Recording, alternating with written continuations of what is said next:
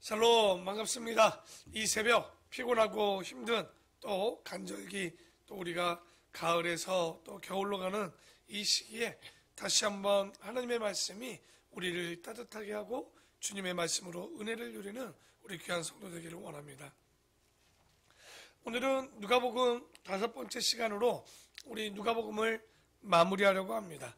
우리가 누가가 모든 일을 근원부터 자세히 미루어 살펴봤다고 했는데 그 가운데 마태, 마가가 보지 못한 31가지의 이야기 중 오늘은 28번째 우리 이야기부터 보려고 합니다.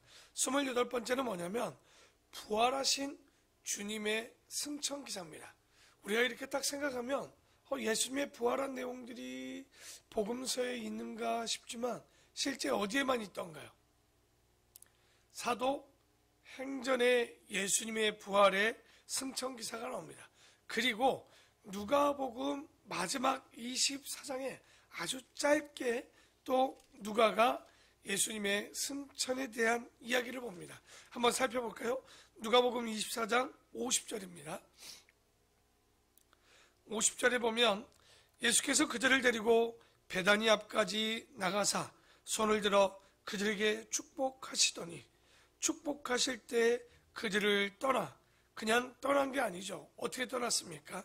가로 열고 하늘로 올라가시나니라고 올라가셨다고 부연 설명을 해놨습니다.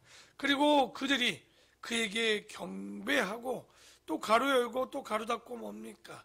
큰 기쁨도 있었지만 경배한다라는 말을 또 후대에 또 이렇게 기록했죠. 그리고 큰 기쁨으로 예루살렘에 돌아가 늘 성전에서 하나님을 찬송했다. 그러니까 우리가 이런 내용들을 보면 굉장히 짧게 기록되어 있죠. 4절로만 기록되어 있는데 사복음서에서는 이 4절만 바로 예수님의 승천 기사를 기록하고 있는 거예요. 그리고는 모두 다 어디에 기록되어 있느냐? 사도행전에 기록되어져 있죠. 그래서 우리가 마태나 마가, 아마도 우리가 마가가 제일 먼저 기록되고 그 빠진 걸 누가 또 기록했습니까? 마태가 기록하고 마태가 기록한 것을 보고 나서 조금 뒤에 누가 또 기록하냐면 누가가 기록하는데 너무나도 많이 빠진 게 많죠. 그래서 31가지를 기록했고 그러면 그 기록한 게 전부냐? 그 뒤에 AD 87년에 90년 사이에 누구냐? 바로 요한이 보니까 또 어지간히 많이 빠져 있는 거예요. 그래서 요한이 요한복음을 통해서 예수님의 빠진 이야기들을 더 세밀히 기록하고 있습니다.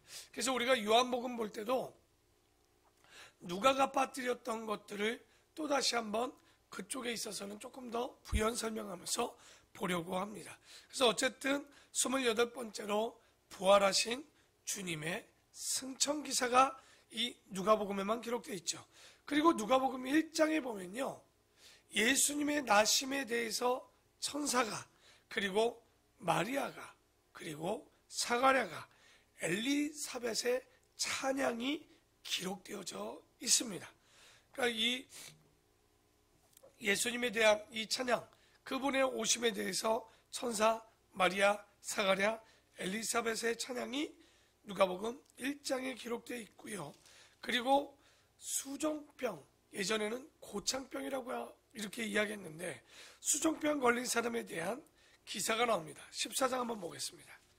누가복음 14장입니다.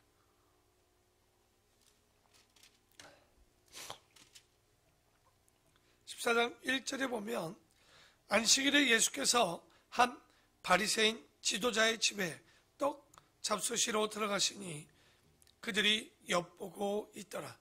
그러니까 이들이 뭐 하려고 지금 바리새인 집에 다 지도자의 집에 모였냐면 예수님을 뭘 하나 싶어 아예 그를 자신들의 집에 초대를 합니다.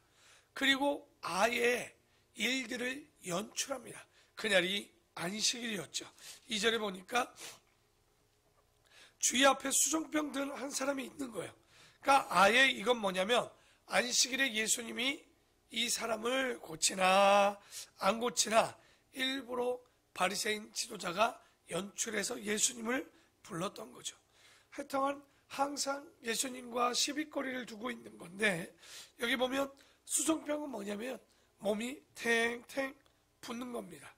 몸이 부어서 굉장히 힘든데 예수께서 대답하여 율법교사들과 바리새인들에게 이르시되 야, 안식일에 병 고쳐주는 것이 합당하냐 아니하냐. 대답하기 곤란하죠. 그러니까 4절에 예수님이 그들이 잠잠하거늘 예수께서 그 사람을 데려다가 고쳐 보내시고 또 그들에게 이르시되 너희 중에 누가 그 아들이나 소가 우물에 빠졌으면 안식일이라도 곧 끌어내지 않겠느냐 하시니, 동물로도 여기 보면 5절에 보면 아들이라고 하는 이야기는 나귀로도 표현되어 있지만 여기서는 아들이라고 번역되어 있는데, 일단 여러분 동물이라면 안 구할 수도 있습니다라고 얘기하실 것 같아요. 근데 아들이 빠졌다면 여러분 어떻게 하시겠습니까? 아마 다른 문제일 거예요. 그래서 그런지 그들이 아무 말 못하죠. 왜냐하면 그들의 입에서 전혀 이야기할 수 없는 이런 말로 끝내버립니다. 입을 딱 꼬매는 것 같아요. 그러니까 예수님이 말을 하면요, 끝장을 보시는 것 같습니다. 끝이 나는 거죠. 그래서 스스로 자신들을 부끄럽게 만드시는 바로 우리 예수님의 말씀씨가 굉장히 탐복스럽습니다. 항상 상대방이 그들을 어떤 시기와 또 비아냥거림으로 오지만 결코 어떤 것도 대답할 수 없도록 이렇게 만들어 옵니다. 그리고 마지막 31번째, 그게 뭐냐면 나인성 과부의 아들을 살려줍니다. 7장으로 한번 가봅시다. 7장입니다. 7장 11절입니다. 그 후에 예수께서 나인이란 성으로 가실새 제자와 많은 무리가 동행하니 성문에 가까이 이르실 때 사람이 한 죽은 자를 메고 나오니 이는 한 어머니의 독자요 그의 어머니는 과부라. 그 성에 많은 사람도 그와 함께 나오거늘. 그러니까 예수님께서 나사로만 살린 것도 아니고 야이로의 딸만, 회당장의 딸만 살린 것도 아니었던 거예요. 그러니까 우리가 성경에 기록된 것이 전부 다 기록되지 못한 걸 누가복음을 보면 이렇게 살짝 보는데, 근데 더 심각합니다. 왜냐면 과부였습니다. 그러니까 과부였는데 그 여인의 독자가 죽었다는 거예요. 그러니까 요즘은 저도 아들이 독자지만 옛날에는 독자가 별로 없었습니다. 왜냐면 대를 잇는 것이 굉장히 중요했기 때문에 어쨌든 아이들을 많이 낳았었는데 요즘 툭하면 독자죠. 그죠? 그래서 독자가 죽었다면 과부에게는 뭐가 없는 것과 같냐? 희망이 없지요. 그랬더니 13절에 주께서 과부를 보시고 불쌍히 여기사 울지 말라 하시고 가까이 가서 그 관에 손을 대시니 맨자들이 서는지라. 예수께서 이르시되 청년아 내가 너에게 말하노니 일어나라 하시매 죽었던 자가 일어나 앉고 말도 하거늘 예수께서 그를 어머니에게 주시니 모든 사람이 두려워하며 하나님께 영광을 돌려 이르되 야, 큰 선지자가 우리 가운데 일어나셨다 하고 또 하나님께서 자기 백성을 돌보셨더라 하더라. 그러니까 이들에게는 아직까지 이런 이상을 보여줘봐야 하나님의 아들까지 보지는 못합니다. 누구라고 얘기하는 거야? 딱 선지자 정도로만 깨닫는 거죠. 그리고 마지막 예수께 대한 이 소문이 온 유대와 사방에 두루 퍼지니라. 그러니까 우리도 믿음이 충만해서 상여를 잡고 일어나라 하면 안 되겠죠. 어쨌든 예수님이 놀라운 이런 사역들을 보게 됩니다.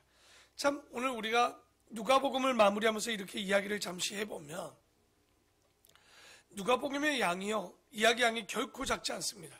거기다가 31가지의 이야기까지 첨부되었는데도 불구하고 누가가 굉장히 글솜씨가 좋습니다. 길게 기록하지 않았다라는 거예요. 아주 면밀히 짧게 그리고 핵심만. 그래서 우리가 누가의 글솜씨에 탐복을 하게 되는데요. 그렇기 때문에 여러분, 누가복음은요, 한 번 보고 끝내면 안 됩니다. 그 내용을 읽어보고 또 읽어보고 또 읽어보고, 왜냐면 다른 복음서랑 대조해 보면서 그 누가의 필력이 얼마나 대단한지를 우리가 한번 살펴볼 필요성이 있는 거예요. 그래서 우리가 마태, 마가, 이제 누가복음을 마무리합니다. 근데 우리가 이 누가복음을 잘 살펴보면요, 참 이 사람의 말이 아름답죠. 그래서 우리가 알 수 있는 게 하나 있습니다. 아름다운 사람이 진짜 아름다운 말을 하고요, 아름다운 글을 씁니다. 그러니까 누가가 심정 자체, 우리가 주일날 배웠죠. 뭡니까? 사람을 더럽게 하는 건 절대 밖에서 들어오는 것이 사람을 더럽게 하는 것이 아니라 그가 평상시에 가졌던 마음이 입 밖으로 나올 때 더러워진다라고 말씀을 드렸습니다. 오늘의 말씀도 동일해요. 아마도 누가가요, 이런 성품을 안 가졌으면 아무리 예쁘게 쓰려고, 아무리 예쁘게 말하려고 해도 그렇게 되지 않았을 거예요. 그래서 우리가 그 사람의 심성과 함께 그 사람의 마음이 어떤 마음이었는가, 우리 첫 시간에 기억납니까? 누가가 어떤 사람들에게 관심이 있다고 제가 말씀드렸냐면, 약한 사람들, 그리고 사마리아, 이방인이죠. 아무도 보지 않는. 그래서 우리가 누가복음에 보면 특히 누구에 대한 이야기가 많이 나와요. 사마리아 사람에 대한 이야기가 종종 나오죠. 그리고 세리, 삭개오에 대한 이야기를 더 찾아서 넣지 않았습니까? 그리고 죄인, 장녀, 병든 자. 그러니까 이런 사람들에게 각별한 심정을 가졌다는 거. 근데 우리가 잘 살펴보니까 누가의 직업이 뭐였냐면 의사였습니다. 여러분, 의사가 사람들을 긍휼히 여기지 않으면 어떻게 될까요? 지금 의사들을 보면 참 걱정입니다. 왜냐하면 여러분, 차라리 일반 강도는요, 이 어떻게 합니까? 돈 주면 배를 찌르지는 않아요. 그런데 의사는 어떻게 합니까? 배 찔러놓고 돈 달라고 하는 게 의사 아닙니까? 진짜 얘기하면.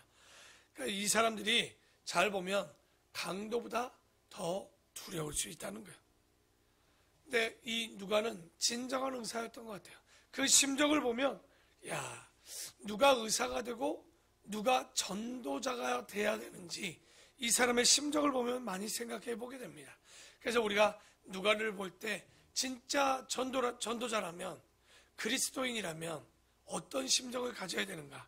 오늘의 말씀처럼 약한 사람, 그리고 이방, 믿지 않는 사람들, 그리고 그 옆에 죄인들, 세리들, 이런 연약한 자들, 병든 자들에게 항상 우리가 어떤 말을 하고 어떤 마음을 갖는가? 우리가 신앙생활 한다고 하면서도 우리의 삶을 보면요, 굉장히 각박한 분들이 많이 계세요. 가진 사람들이 더하고 어떤 믿는 자들이 더하다는 얘기를 참 많이 듣습니다. 여러분, 우리가 그런 자들이 아니라 예수님께서도 우체인된 우리를 찾아와 주셨던 것처럼 우리도 믿지 않는 자들을, 믿지 않는 세상 가운데 나가 그들 가운데 복음을 전하고 이 아름다운 마음과 사랑의 마음, 주님의 말씀처럼 하나님 사랑하고 이웃 사랑할 수 있는, 오늘도 여러분 하루를 시작합니다. 각자의 처소에 돌아가서 여러분의 가족들, 여러분의 이웃들, 여러분이 만나는 모든 사람들에게 누가의 심정을 가지고 그들에게 복음을 전하고 복음을 함께 나눌 수 있는 우리 귀한 성도들이 되기를 축원합니다. 기도하겠습니다.